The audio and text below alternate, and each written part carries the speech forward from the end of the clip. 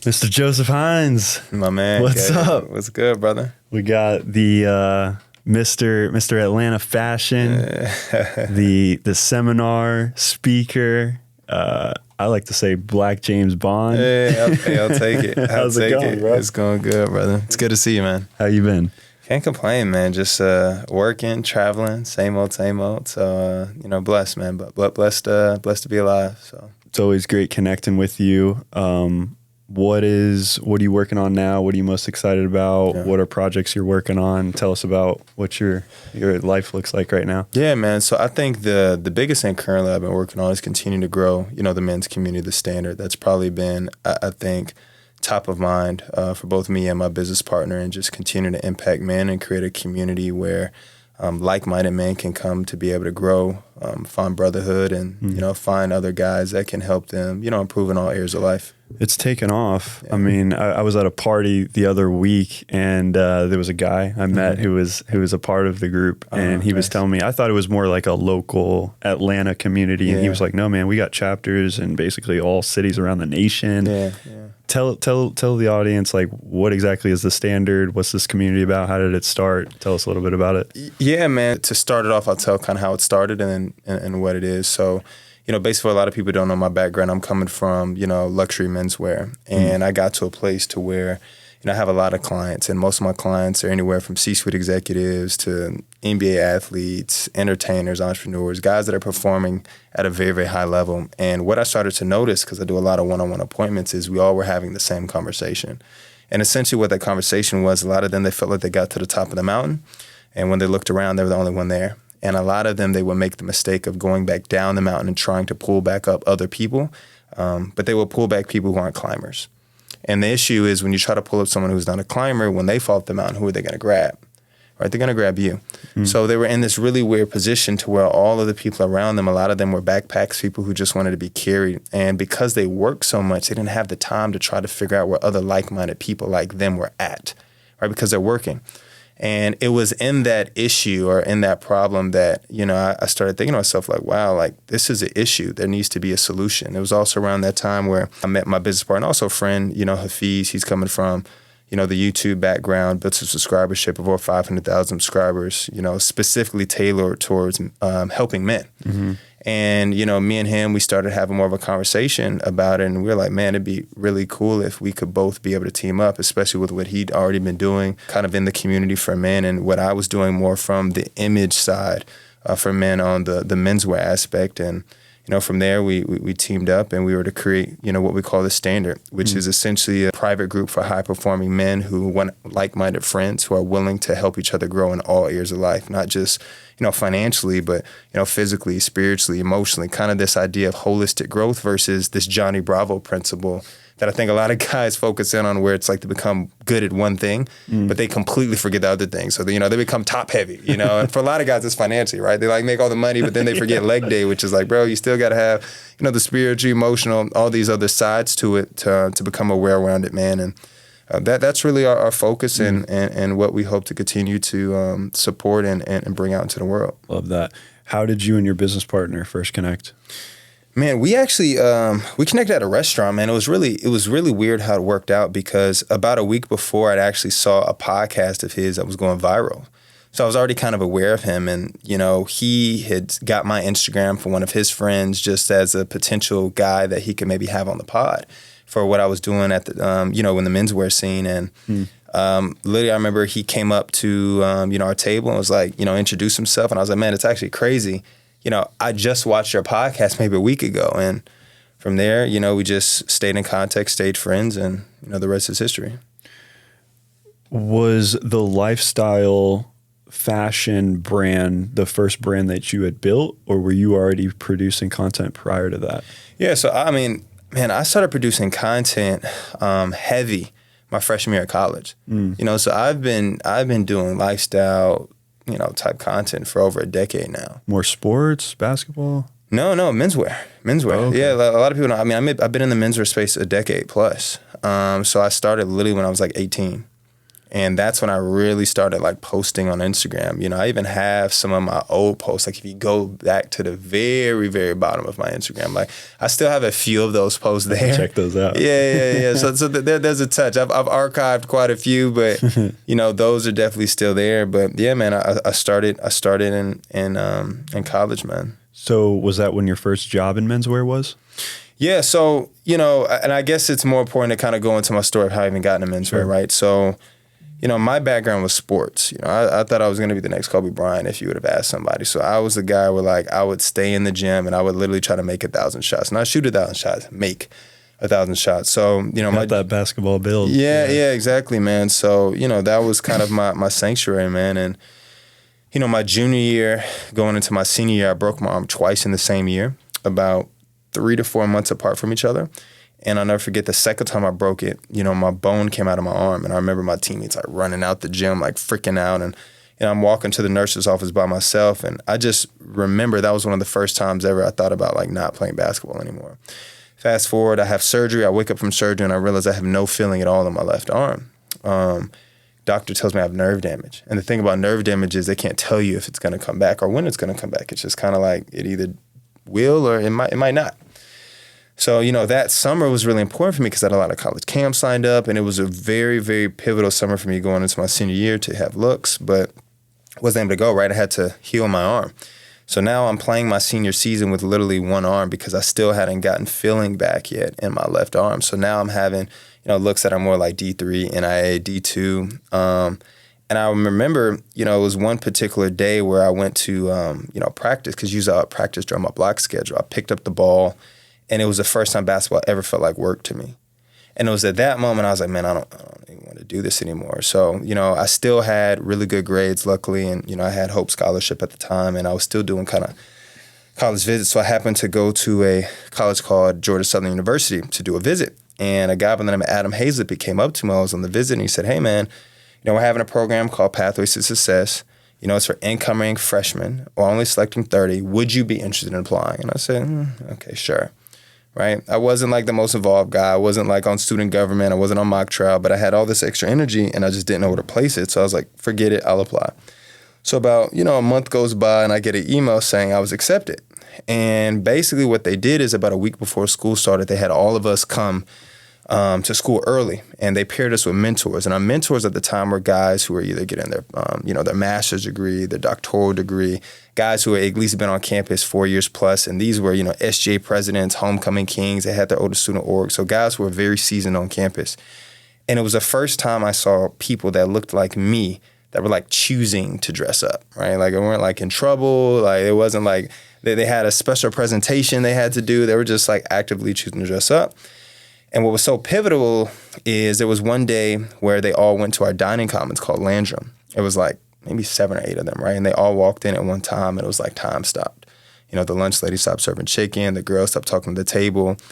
And it was at that moment that I became fascinated with menswear, right? And that was freshman year. And then that, to tie back into your original question, is what led me to get my first job in menswear, which was at, what's the store's name? It's a subsidiary of Ralph Lauren, Club Monaco. And the reason I had to get the job at Club Monaco is because the original job I wanted, I wasn't able to get. They denied me because I didn't have any prior, you know, luxury or retail experience. And at the time, a lot of people don't know this, but Ralph Lauren bought Club Monaco, and they also have the same like training material as Ralph Lauren. So even if I wasn't able to get a Ralph Lauren, if I got a Club Monaco, I could still say that I worked for Ralph Lauren, right? Went through the same training. And that was maybe sophomore year when I got that job. And, you know, I've been working in menswear ever since. Was that at like the local mall down there? Yeah. So it was at Lenox. And I remember it took me like 7 or 8 months to get that job because I kept having to follow up with the manager, right? And he kept always telling me, oh, call next week. And I thought he probably thought eventually I would get tired of calling him next week, but like just kept hounding him. You said sophomore year, weren't you at Georgia Southern? Mm-hmm. So how did you have the job at Lenox? Yeah, so essentially for me, what I would do is I would drive down on Fridays, and I would work Friday, Saturday, Sunday, and then I would go back up Mondays. Cool. Yeah. That was basically your whole year, or continued throughout college? Yeah. So not really spending the weekends down there partying and stuff. It's more spending your weekends in the city. Exactly. So really what would happen is, you know, with that Club Monaco situation, I started doing that when I was in college. It's maybe like the second part of the year. And then, of course, I worked that whole summer. And then after I worked that whole summer, I had the experience. So that's when I then applied to my next job, which was Suit Supply. Yeah. And I finally was able to get the job at Suit Supply. And man, like I'll tell you, like it was a grind, right? Because I'm literally like, man, I'm driving down Thursday night. I'm getting there literally like Friday morning, like 1, 2, I'm sleeping. Then I'm getting to the store at like 9 a.m. and I'm working like literally like 10, 11-hour days.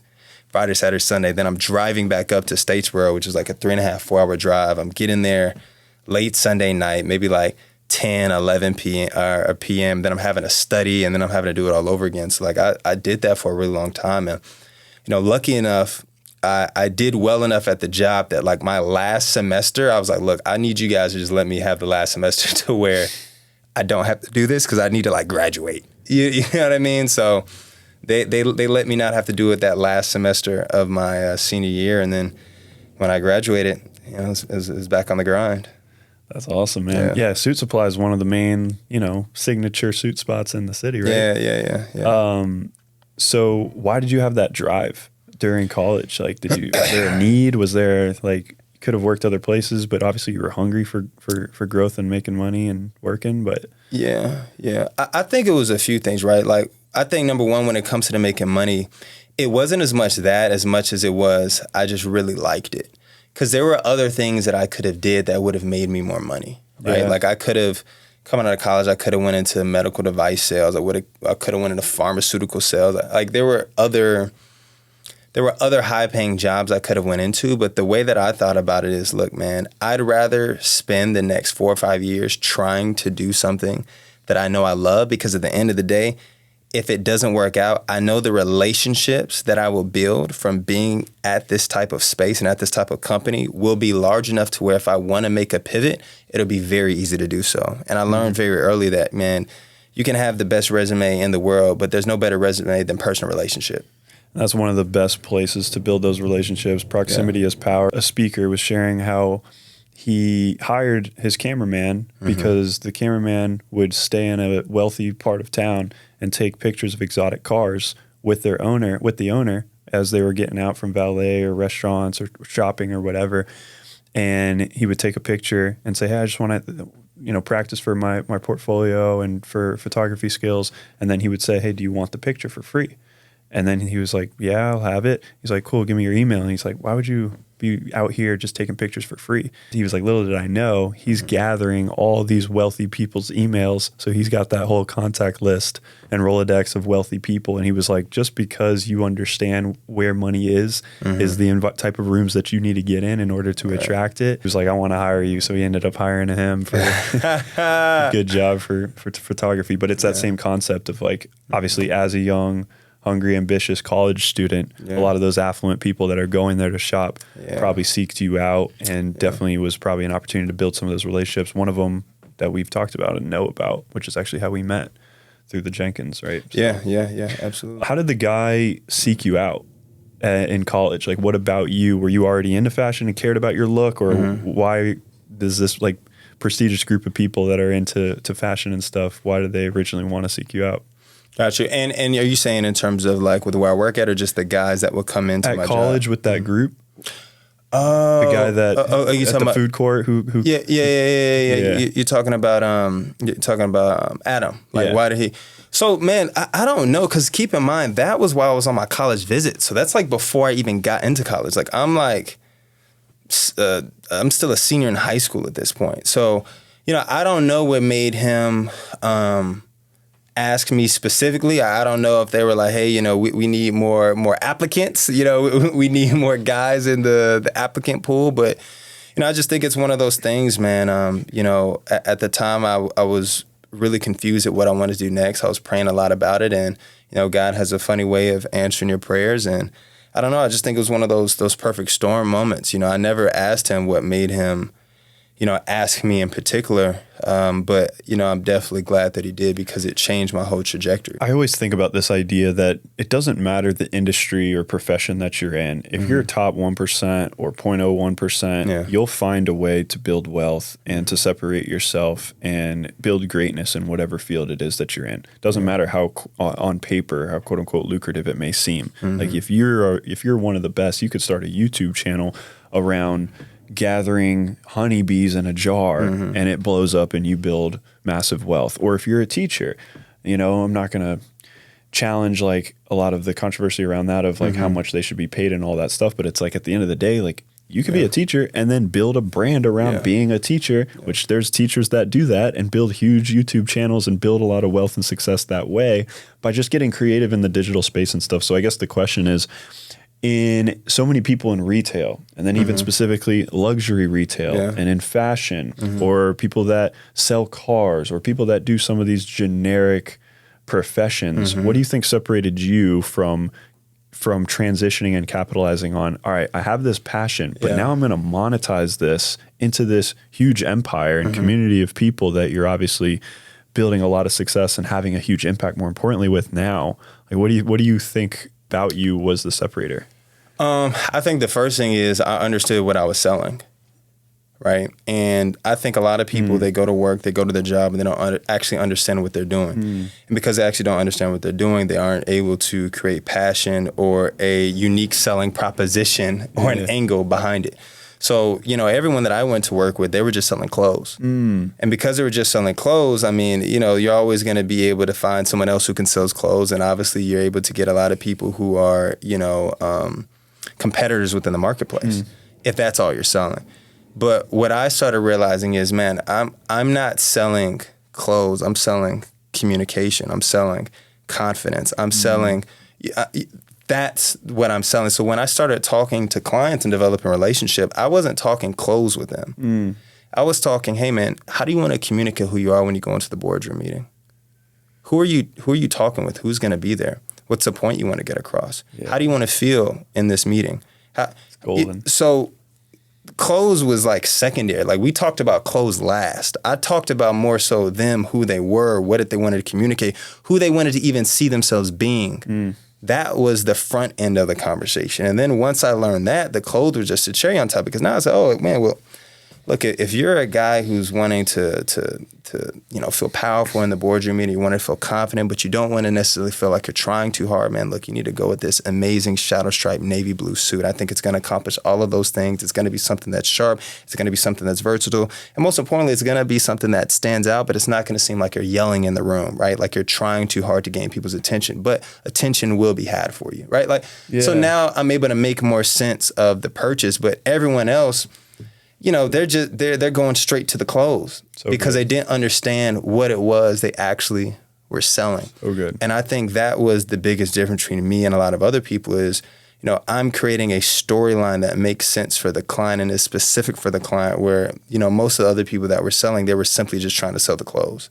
And that's why a lot of times I think from a performance standpoint, it was a world of difference between, the numbers I was able to produce and some of my colleagues.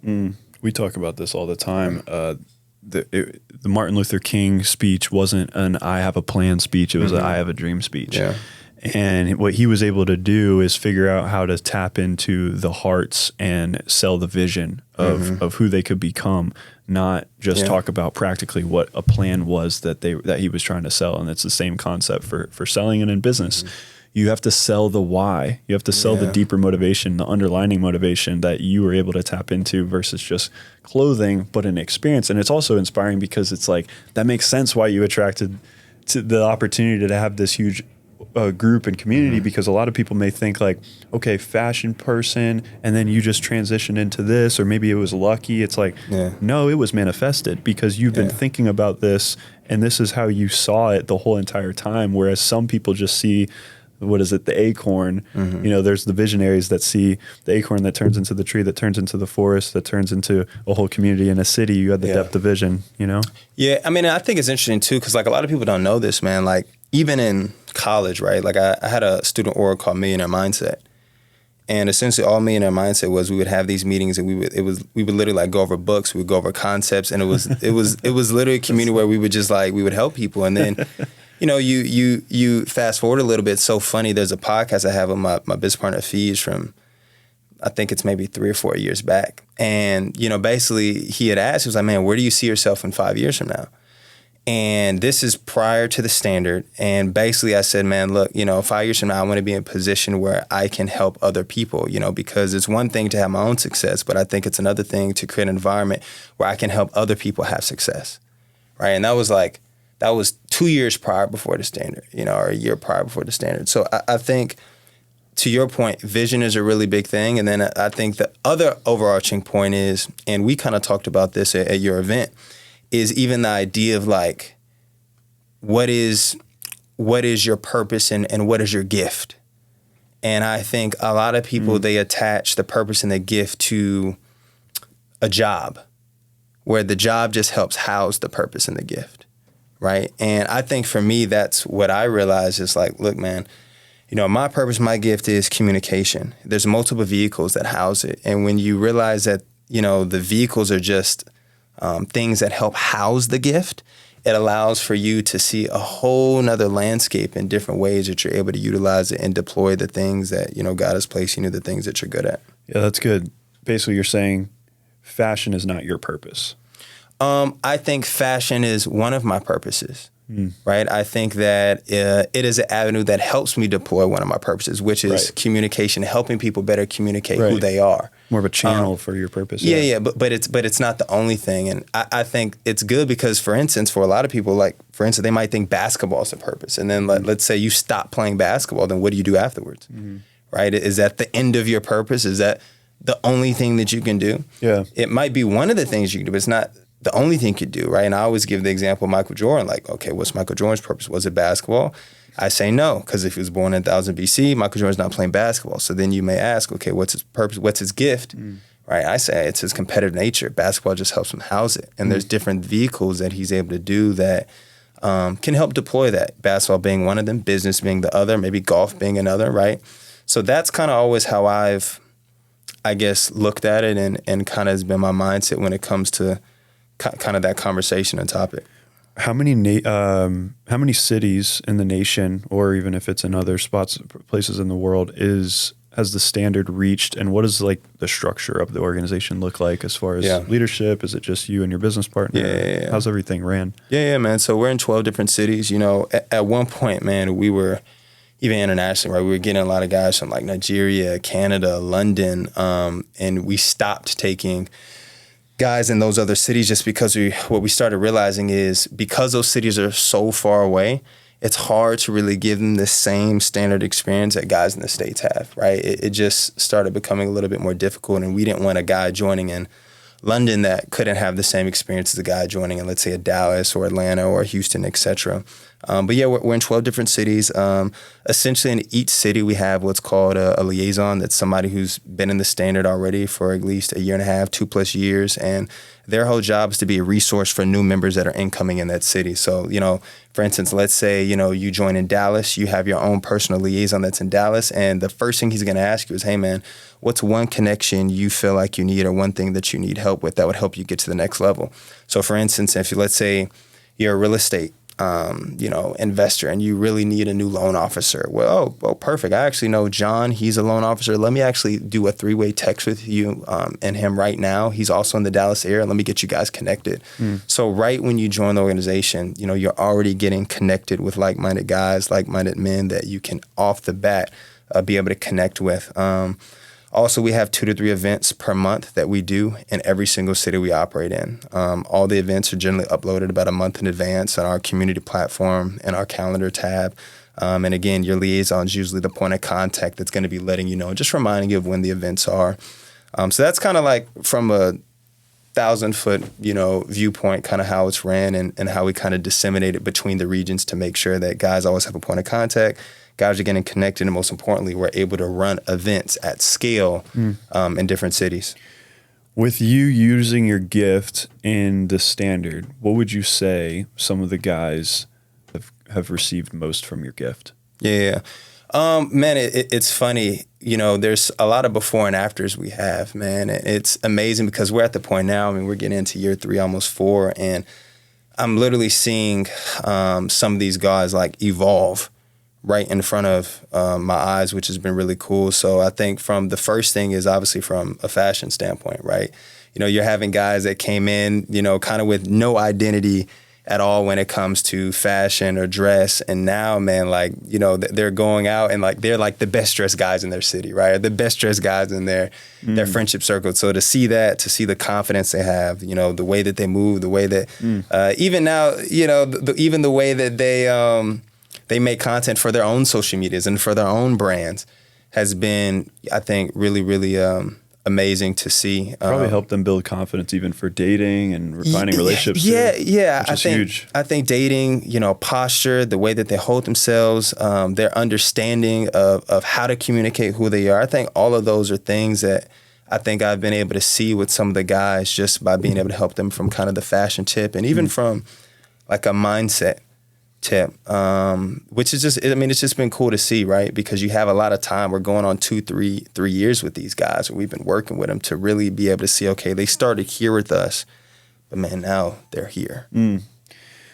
So on mindset, no, obviously time investment is evident for you as far as developing into the person that you are and having the mindset that you have. Speaking to investing in yourself financially, as far as like any big investments that you've made into yourself over the years that have helped cultivate the person that you are? Because the reason I asked, I've been thinking on this a lot this week of like, they say, you know, the cliche, you got to pay to play. But like, I'm kind of leaning more towards being convinced that like, absolutely, like if you're just not willing to pay for certain things, at least to get above average even in anything, like it's just not going to happen.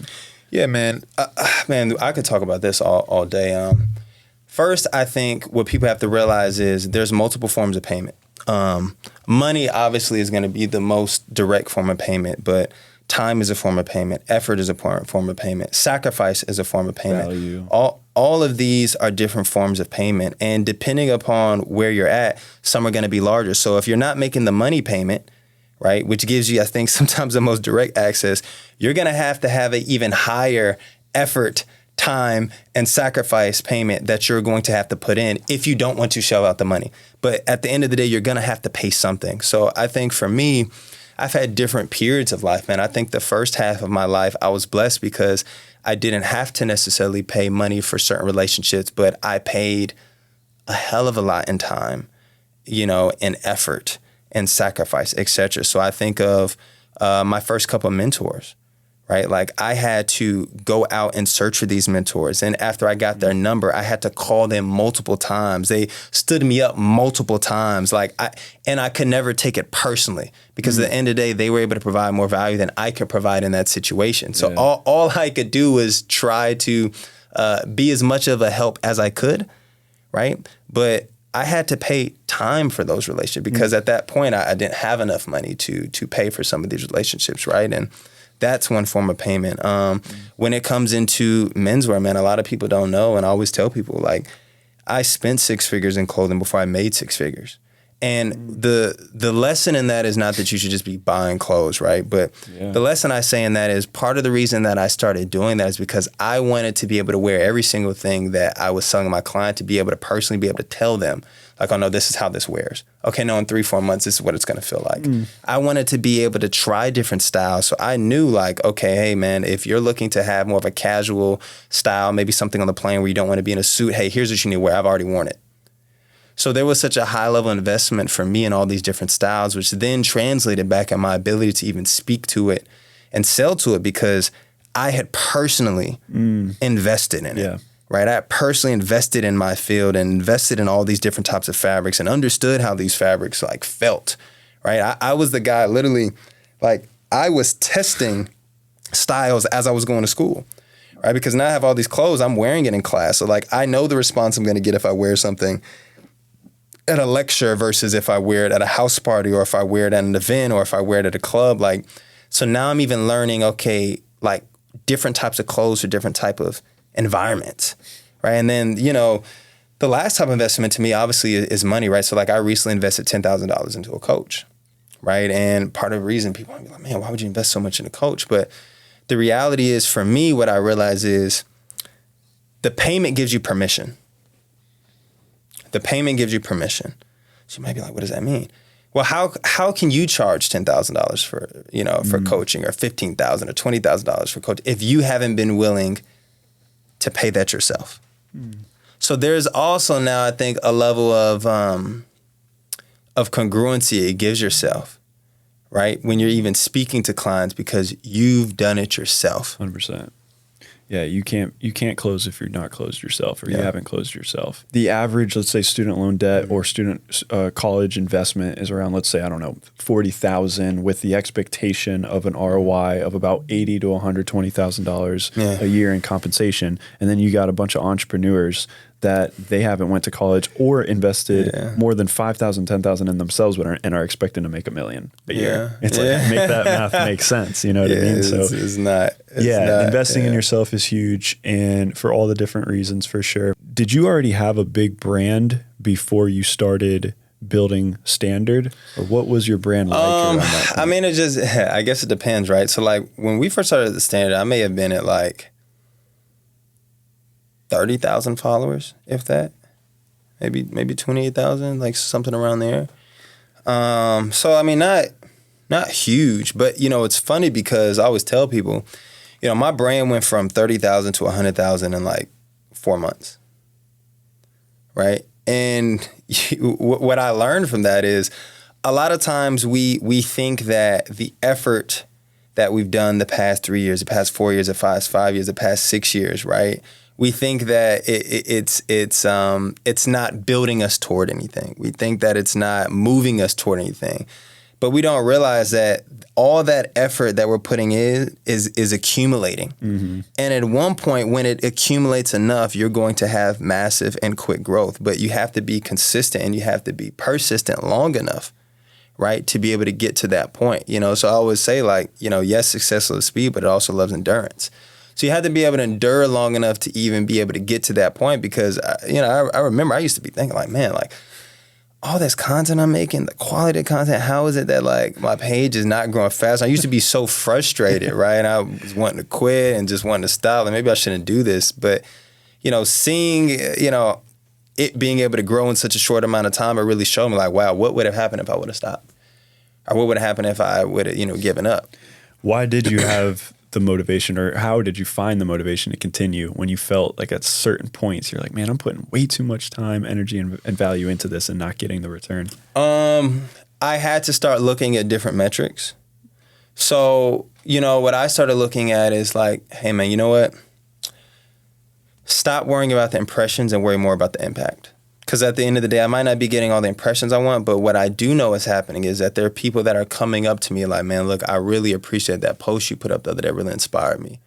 Or, man, like bro, that live you did the other day, or that story you did the other day, that outfit, man, I used that, for my job interview, man, and it really helped me feel confident. So I started using different metrics. Can we talk about this metric of work that doesn't seem like it's working for us is working on us? Mm-hmm. Because a lot of times, I think for me in my personal social media journey right now, it's super humbling, because before I wasn't even posting that consistently, I'd get okay engagement.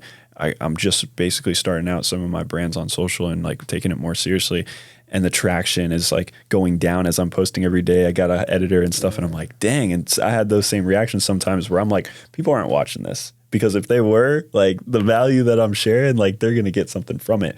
But people are just signing off or falling off or whatever. And I'm just like, but then I have to remind myself, like, I'm getting too caught up in the ego stuff of the numbers and the metrics, where the true metric is what's so powerful about me posting consistently is now I can easily reference that material, more easily reference that material, because I already spoke on it and taught on it. Mm-hmm. Because learning is one way to retain information. Yeah. Reading, listening is one way to retain information. But the most effective way to retain information, in my opinion, is to teach information. So even if you're using your platform to express your gift or your passion or your purpose, there's still a clear benefit to it, because now I'm seeing how I'm showing up more powerfully with my sessions in my actual work because of what I'm consistently speaking on and posting about. And now I have that bank to draw back to refer to, even though it doesn't seem like the results are there. But also I remind myself, like, I'm just starting out. Do this a year, 3 years, 5 years, 6 years, and it's obviously going to develop. Yeah. Thoughts on that? Or did you have that similar experience or thinking about it? Yeah, man. I mean, I think you hit the nail on the head, man. Like, obviously, there is a level of the more that you're able to speak to it and just put it out, the more you're able to even internalize the message yourself. And it helps you be able to more easily recall it. And now also you become a champion of your own philosophy.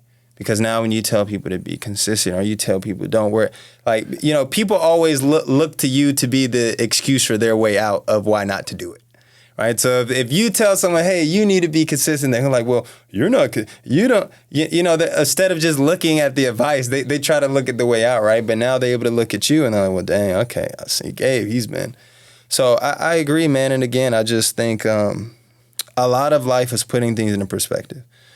And the more easily you're able to put things in perspective, I think it helps a lot. Now, obviously, there's certain things from a business standpoint where, do you want to look at numbers to a certain degree? Sure. Do you want to look at that as a gauge of how you're impacting your audience? Sure. Do you want to look at that as a direction to, what you need to speak more to, what you want to speak less to? Sure.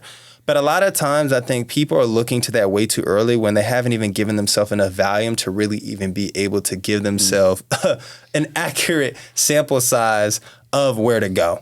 And that's why I think most people's problem is, like, they just haven't done enough. You need to do more. What about the fear of posting and putting out and really finding and using your voice and putting out your art or your content or your creation? Like, did you struggle with that, or? To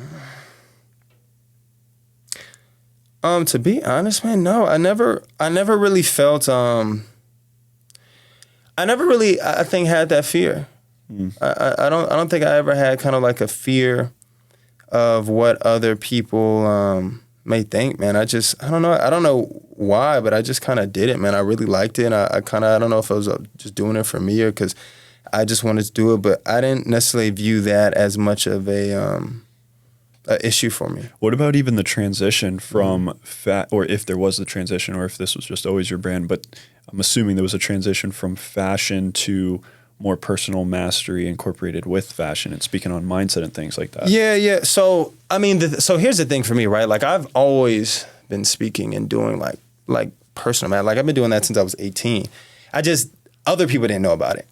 So, it was less of a more transition. It was less transition and more revealing, right? And I think for me, I just realized that I wanted to show that other side of myself, and I didn't want to be seen as only being the fashion guy. And I think it made it, for me, I felt like it would make it even more powerful and more integrated, because now it's a situation where, oh no, he's not just the guy who's looking good, right? But he also can do this, because my thing was always promoting this idea of holistic growth.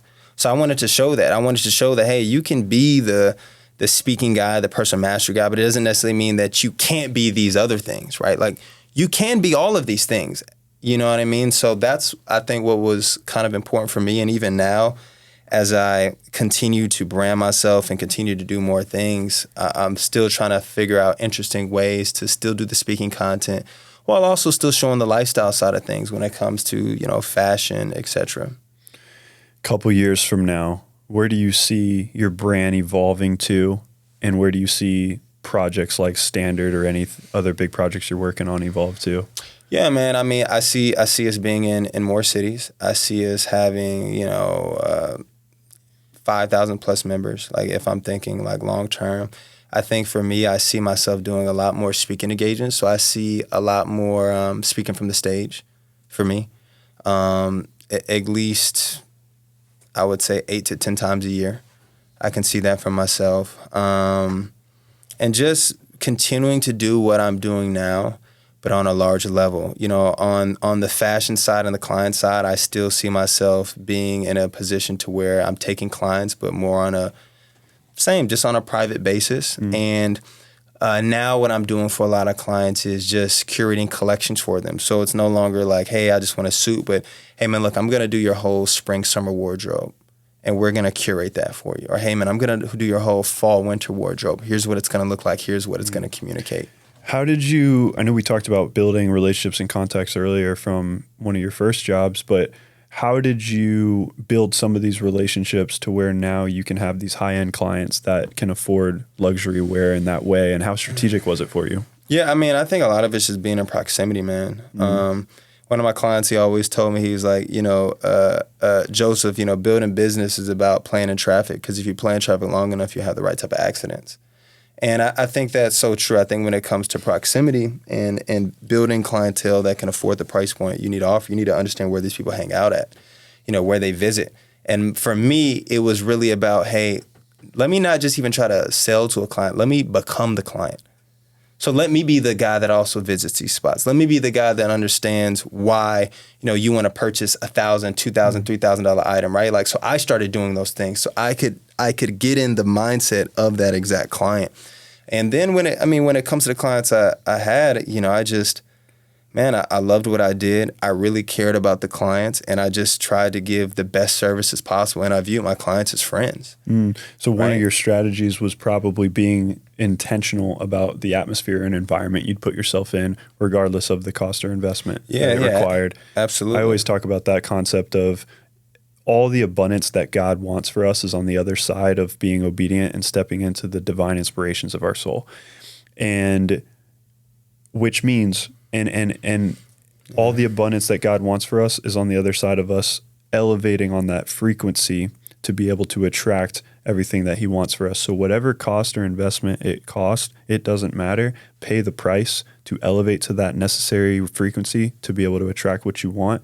And it sounds like that was the strategy for you, is like maybe at times when you didn't have as much money, or you were like, man, it's going to be an expensive dinner or expensive spot to hang out at. It sounds like you were strategic about like, doesn't matter, I have to be in that environment. Mm-hmm. Yeah, no, I definitely was, man. Like I said, and when it came to restaurants, when it came to events, anything that I could be a part of where I feel like those type of people are going to be in the room, I made it a point to be there. So you've always had that like abundance mindset. Yeah. From what developed that? How did you, because a lot of people struggle with being stuck in like lack and scarcity mindset of I got to save, I can't be in that environment because of money and because, but having that abundance mentality is how you get into those doors and different environments. Yeah, I don't know if it's delusion, but I don't know. I always, and maybe this is the sales side of me, but I always trusted more on my ability to earn than lose. So like the way I always look at it is like, I'm spending this money, but like I trust more on my ability to be able to sell something and make this back than lose it and not make any income at all. Like people, I think, always arrive at like the worst possible conclusion, which is like, but I'm never going to make any more and whatever. So you're telling me you're never going to make any more money? That the person you are now, the income that you're making now is going to be the highest point of income you're ever going to make in your life? Most likely not. And if you're saying it is, then there's a question of like, why? Like, is this the most you want to grow, right? Like Jim Rohn has this concept where he's like, how tall does a tree grow? And it's like as tall as possible. And he basically is saying like human beings are the only people that don't try to grow as tall as possible, right? Like, so it's like, why are you limiting yourself? So the way I always thought about it is like, I know I'm going to make more income a year from now than I'm making today. Thanks. So I'm comfortable spending right now. And most people are like, well, I want to save and I want to. And again, this might be delusion. This might not be the best advice, but like my thing is like most people don't have saving problems. They have earning problems. So it's like, we can talk about saving all you want. You could be the person who puts $100 a month away, but let a person who makes $100,000 a month start deciding to save. He's going to be able to outsave you fairly quickly. He's going to be able to outsave your 5-10 years of like, let me just save $100 a month very, very quickly. So for me, I think it's always been, let me get to the point of the income I want to be able to make. And like, I can catch up to the saving mistakes pretty quickly. And I don't know, I've just always kind of had that. No, that's good. And I think perspective. that's almost basically every successful person has that mindset of they're more confident in their ability to earn than attached to their need to save. But how do people that don't have that mindset develop that mindset? I think life boils down to the stories that you tell yourself. And the reality is every person's story is true. But you know what also is true is that you're the author. And the beautiful thing about being the author, you always can write your own story. So you just have to decide what story you want to write. And the best analogy I can give is basically the story of the two salesmen, right? So you have one salesman, he goes to this country, kisses his wife and kids goodbye, and he's a shoe salesman. And the first thing he sees when he hops out the plane is he sees all these people and none of them are wearing shoes. So what he does immediately is he calls his wife, he says, honey, look, I got to come back. We're going to be broke if I stay here. Nobody here wears shoes. Then you have the second shoe salesman, right? Kisses his wife and kids goodbye, goes on the plane. First thing he does when he hops to the plane, he sees people with no shoes, and he calls his wife and he says, honey, we're going to be freaking rich. Move the kids, move everyone here. Nobody here wears shoes. Same story, so different good. Author. So good. So, that's kind of how I always look at it. It's like, man, if you have that mindset, you just have to choose a different story. It's a perspective shift. Yeah, you have because right now you're having a feedback loop of telling yourself all the things you can't have, all the things you can't do, all the things you're not going to be able to buy, all the things you're not going to be able to get, all the stories about where you're not going to be able to live. But you have to start creating a new story of, okay, where can I potentially be able to live now? Where will I potentially be able to move to? What lessons will I be able to learn? What new things will I be able to grow into? What can this investment potentially grow? Like, you have to begin telling yourself a different story. Understand your worth. You're more powerful than you believe you are. You're more abundant than you believe you are. You're more capable, able than you believe you are. I mean, yeah, that's so key. And people need to start there of understanding their worth and how abundant and powerful that they are. Speak to investments as far as maybe an investment energetically, maybe an investment, a social risk investment, but more so like a financial investment where others may feel like they probably had that opportunity to invest. Maybe it's even this coach for $10,000 that most people would just say, wow, I would love to do that. Or man, that sounds exciting, but no, I'm not doing that. But maybe on either side, but an investment that had a lot of upside and went well for you, or an investment that you learned a lot from and took a big L on. Yeah, man. I think for me, I don't really have a lot of investments that I view as bad investments, because I think to view something as a bad investment means that you learn nothing from the investment, right? So again, like, this is where I think it's very important to choose your stories, right? Because if someone loses money, you can view that as, oh man, this is a horrible investment. That's story A. Story B now is, oh man, this is an amazing investment because it taught me so much. I will never make an investment like this again. I now know that these investments generally play out like this, or my next investment, I know. So there's just different ways you can frame it, but we never lose. We only learn or win.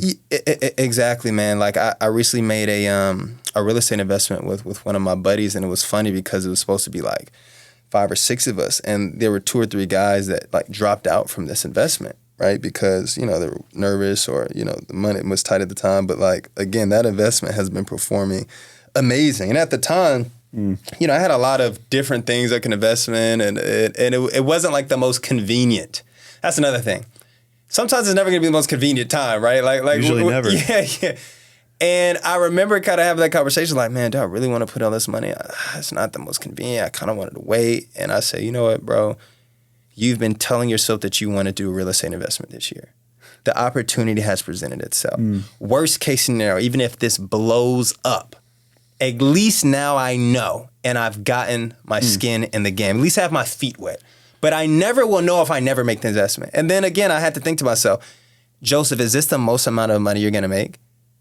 Is this going to be the biggest real estate investment you're ever going to make? Right.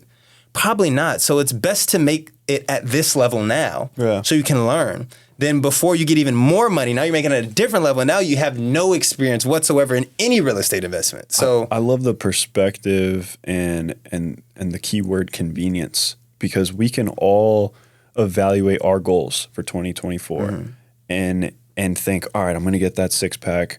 I'm going to start doing this workout program. I'm going to start this business. I'm going to make this investment in this certain area. And it will never be convenient. The reason it's a goal on your list is because there's going to be a different level of thinking than the current operating system that you're operating from that got you in this situation to want that goal in the first place. And so, yeah, convenience is an important key word there of it'll never be convenient. The point of the reason that it's your goal is because it's intended to push you out of your comfort zone and push you to a new level of growth. So I like that. Speak on niches. So in business and marketing, that's obviously an important topic as far as defining your niche. Would you consider yourself somebody that identified their niche and really narrowed in on your niche? And was that a big contributor to your success? No, man, I think, I was telling somebody this the other day. I think I've gotten more to the point to where I've done less and less lifestyle marketing and more life marketing. Yeah, and it happens to have style. So what I mean by that is a lot of people, they do lifestyle marketing, which is they are trying to portray a lifestyle, right? Or to portray something that maybe that they've seen or they want other people to see. And I've moved less into that and more documenting my life. And it happens to have style. So now what happens is instead of this being an image that I'm portraying or I'm this way on it. No, like this is just how I am 24/7. This isn't, content.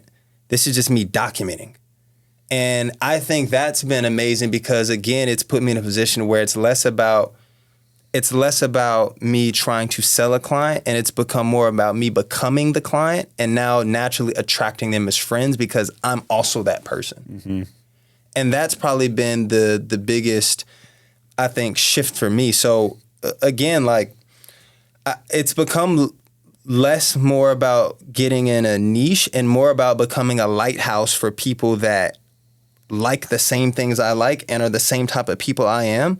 And I think when you create that lighthouse, you're naturally going to have ships that's going to go towards it and want to dock because they recognize that as something that's also familiar.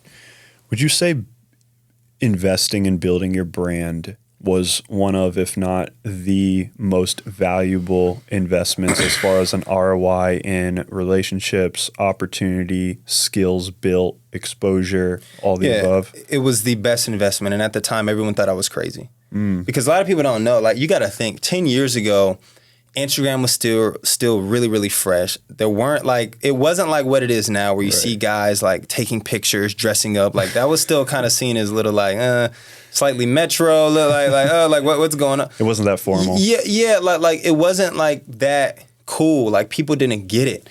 But I don't know, I just always had this feeling that, man, at some point this is going to have an ROI because I understood this concept that I coined called perception economics. And it's the idea where you're able to leverage image into income. Because essentially what it is it's marketing, bro. It's ad space for free. And instead of having to pay $100,000, $200,000, whatever, to run an ad on a television channel, you can run an ad on this free platform called Instagram. And what happens is when people go to this digital resume that you have, they're able to create very quick distinctions on how they feel about you, who they think you are, and how much they think they should pay or charge you. And I had my first run-in with that is literally my senior year of college. I had what's the name of the university? Armstrong University reached out to me my senior year, and I'll never forget it. Thought it was spam, but they were like, hey man, look, we've seen your Instagram and we want you to be a keynote speaker at our event. So at the first, when I first saw it, literally, I'm like, what? Why me? Because keep in mind at this point, I had no speaking content at all on my Instagram. I just had pictures, right? I wasn't doing any speaking content. So then I asked what any other person asked once I realized this was real. I said, hey, okay, well, what's your budget? You know what I mean? Love it. And literally, man, they said they were willing to pay a kid who had no speaking content at all, that they only knew from Instagram, $1,000 to speak for 45 minutes. And at the time being, 20 years old. I don't know about you, but like $1,000 for 45 minutes seemed like the world to me. And I was just blown away by how they felt this way just through Instagram. And that was probably the moment I knew, oh yeah, I'm onto something. I need to even double down more on building my brand. I mean, and I've just had so many cases, like even being able to work with Katino Mobley, that came through Instagram. And that one video I did with Katino Mobley is really what sent me from 30,000 followers to 100,000 followers. Even my time with Waymaker, being able to be a keynote speaker along the likes of like a Dwayne Wade and Nick Cannon, et cetera, that came from Instagram. I'll never forget, I was talking to the guy who booked me, and he was like, yeah, man, when I brought up your name, a lot of the people in the room were like, who is this guy? Why should we choose him? And I said, pull up his Instagram. And as soon as they pulled it up, they're like, okay, let's add him. Wow.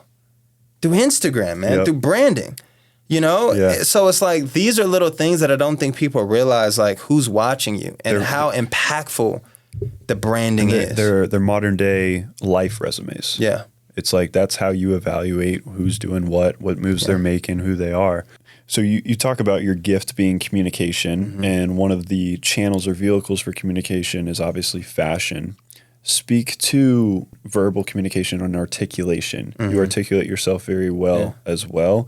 Was that an intentional skill that needed to be developed? Did that come natural? And sorry, one more thing I want to add to that, because I wanted to hear this from you, because I don't think I've ever heard you use profanity, but speak to if that's important to you as well, of not using profanity and how that aligns with the brand that you're displaying. Yeah, absolutely, man. So I think when it comes to speaking, the first thing I have to give thanks to is God, because I think that's always been a pillar in my life.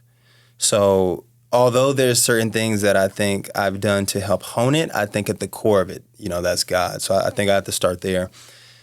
However, I come from, a family of 3 brothers, 1 sister. I'm the youngest.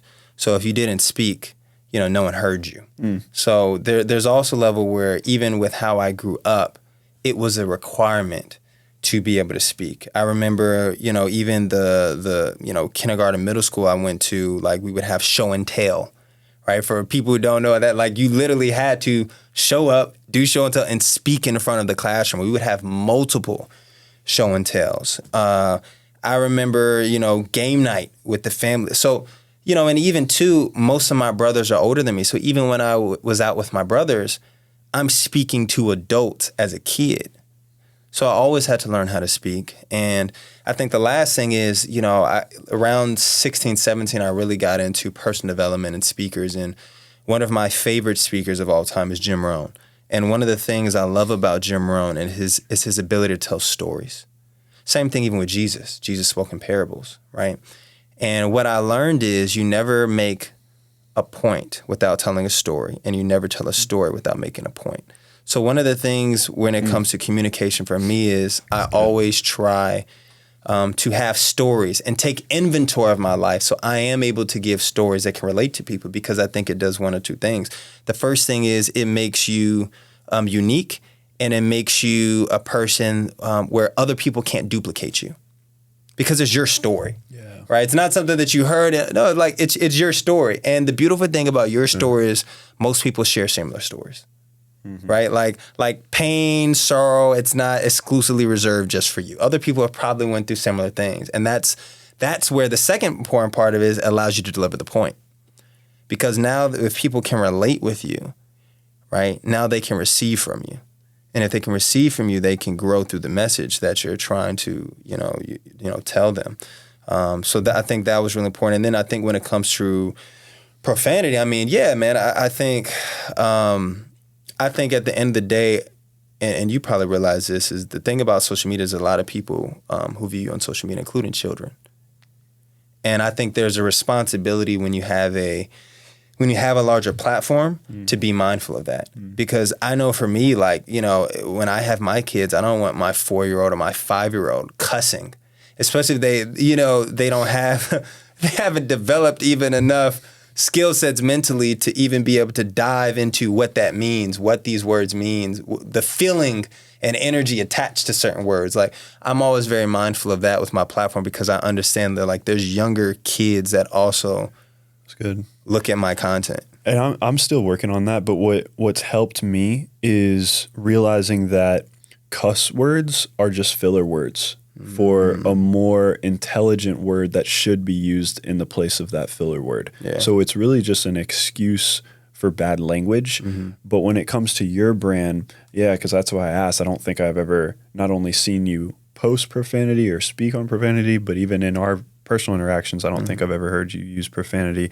But it makes sense, because how would it look brand-wise if you are having this elegant lifestyle luxury look and then you're using this profanity and all this language all the time? Because I think the alignment between luxury menswear with communication is so key.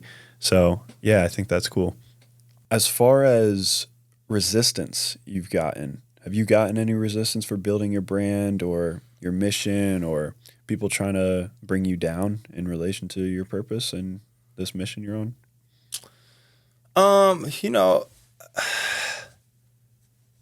I've been blessed. I don't think we've really experienced too much resistance, which has been a blessing. I mean, there's always going to be people that say things, people that have their own perspectives on the things that you do, but in large, no. We haven't had people who are like, man, like they don't need to be doing that. We haven't really experienced that, which I think has been a blessing, man.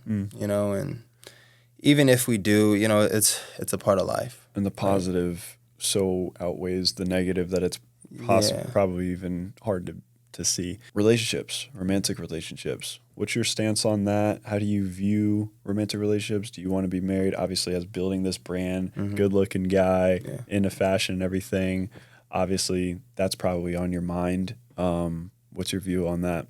Yeah, man. I think relationships are key, and definitely, man, I see myself, want to be married. I think the thing for me is, I come from a single parent household, and I think being someone that's not as close with all my siblings I would like, I think that's probably one of my main drivers for like wanting to be married and also wanting to have a family, right? To be able to produce some of those things that were not in my household or were not in my family at a young age, because I see how needed it is and I see how important it is. So that's definitely something that, I see for myself, man. One day maybe crossing the ranks with you and get in that ring, man. So it's definitely something I want, man. Amazing, man. Share with everybody where they could find you, maybe an exciting project or exciting projects that you're working on for the rest of the year, what we could expect from you, or how to get more engaged and connected with your community. Absolutely, man. So if you want to get in contact with me, you can follow me on Instagram at Mr.Jhines, Jhines. You also can follow our men's community, The Standard. The Instagram for that is going to be The Affluent Standard. It's also going to be linked on my Instagram as well. So if you follow me there, I have the link to that as well as my menswear company. In terms of exciting new projects, I think right now the next most exciting new project we're going to be having is we're going to Paris with some of the guys during the Olympics during July. That's going to be amazing. We're also doing an investment trip with the group in Zanzibar, which I think is going to be really cool. And then to end the year, we're going to have our third men's conference, our end of the year men's conference, which last year we had about, maybe 200 plus guys from all across the U.S. who were able to come. And, this year we're looking to increase that number, man. So that's probably the next kind of big event that we have that we're really looking forward to. But yeah, man, that's pretty much it. Awesome, man. Well, yeah, you heard it here. Mr. Joseph Hines, Mr. Atlanta Fashion and Community Builder in The Standard. Thanks for coming on. It's great having you, bro. Appreciate you, brother. Thank you.